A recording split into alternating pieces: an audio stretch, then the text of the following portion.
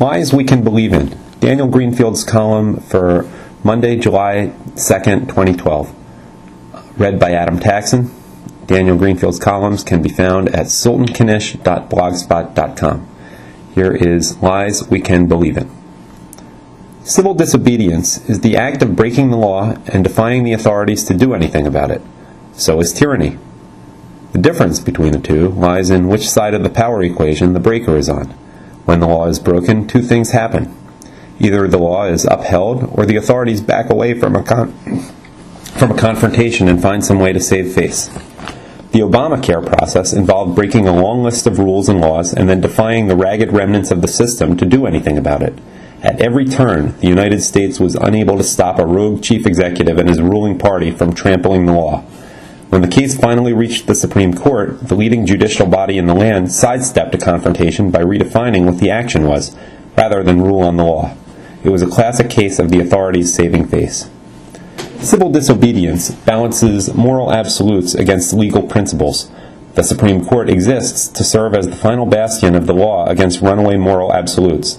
But just as in its showdown with FDR, the court blinked, and our court, unlike that court, didn't even at least put up a good fight for the law before backing down.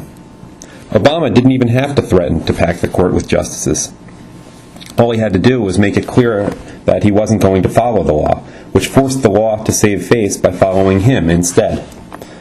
The American chief executive has a great deal of power, and a chief executive who dons imperial robes is a danger with few precedents. There have been conflicts between the branches, but even FDR made a pretense of bowing to some outside authority. Obama never has, with the exception of the King of Saudi Arabia. If he were to be impeached tomorrow, as some urge, he simply wouldn't leave. I don't know what he will do if he loses the election, simply because I don't think he knows what he will do. I don't think the prospect of losing has seriously entered his mind. If he loses, it will be a pitched battle between Valerie Jarrett and Michelle Obama on one shoulder telling him to stay, and Joe Biden and whatever unfortunate soul is chief of staff at that point acting as the voices of reason telling him that it's over. Even absolute monarchs make concessions to something outside themselves, to religion or tradition, but Obama never has. History, religion, and tradition are nothing but lines that he drops into speeches in praise of himself. The American flag and the Constitution are trophies that he uses as backdrops, the same way that he uses Greek columns.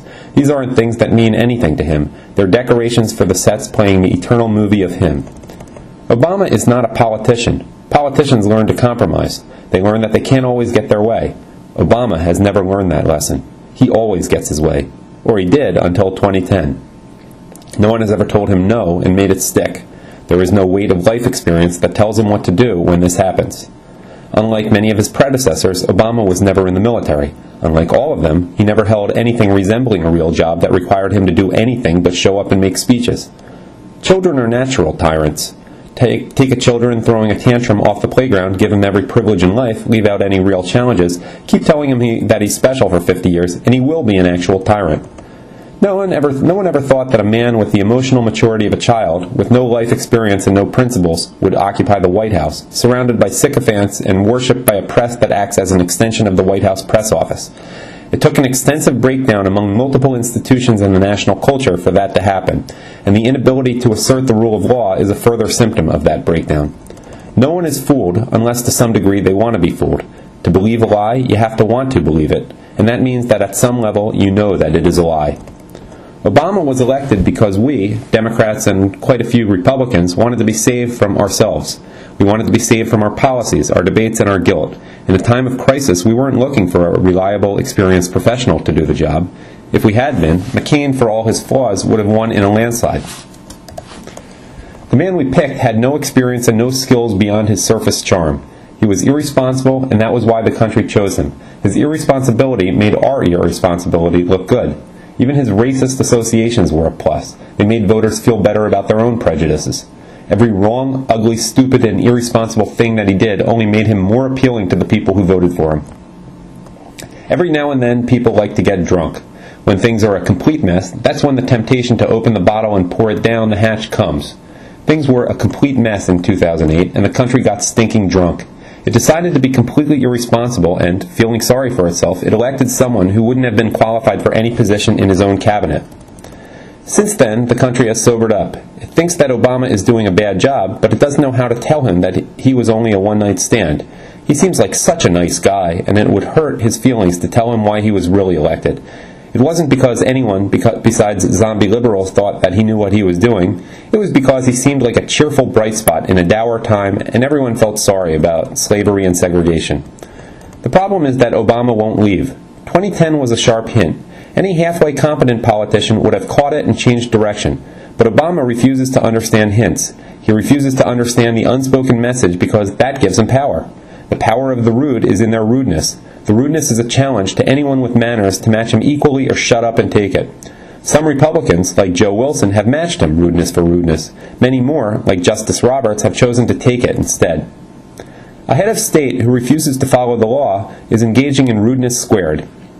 But Obama is doing what the left has always done. The left refused manners and mores. It trashed the culture, threw out its morals, defied the law with acts of civil disobedience, and, once in office, refused to accept any limitations on their power. And most of the time it won. It stared down the society, the police, and the politicians, defied their rules, and took their rule-making powers for its own. The power of the left lies in challenging the lies that society tells itself and creating the illusion of credibility and sincerity through that challenge. It succeeds when its enemies lack faith in their own ideas, their own policies, and their own values. The more abrasively it challenges norms, the more it refuses to follow any rules but its own, the more credibility it gains as a liberation movement. Obama is the apotheosis of the left's project, a brat nurtured on self-esteem, weaned on white guilt, educated to play with words, and rewarded for staged confrontations with equally staged surrenders.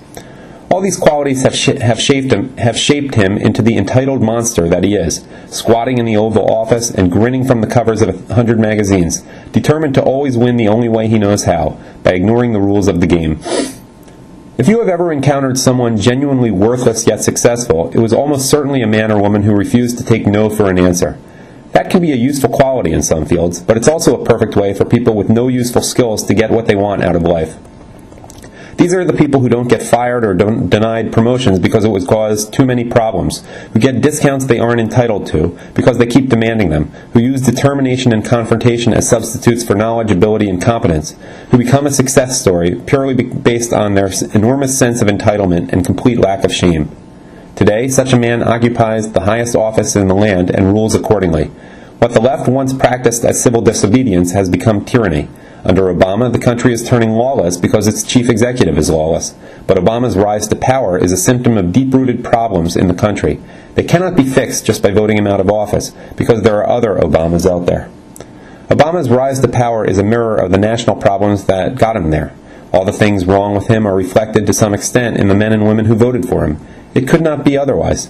His lawlessness is a symptom of an existing lawlessness. His contempt for values and morals, for tradition and history, for the nation itself, is a symptom of the contempt that the left has fed over the years until it has become a poison in the national bloodstream. To truly defeat Obama, we have to be able to defeat those negative traits as well, to understand what gave someone like him power over so many people. It is not enough to just remove him from office, because unless we understand the corruption that made his rise possible, he or someone like him will rise again. The end.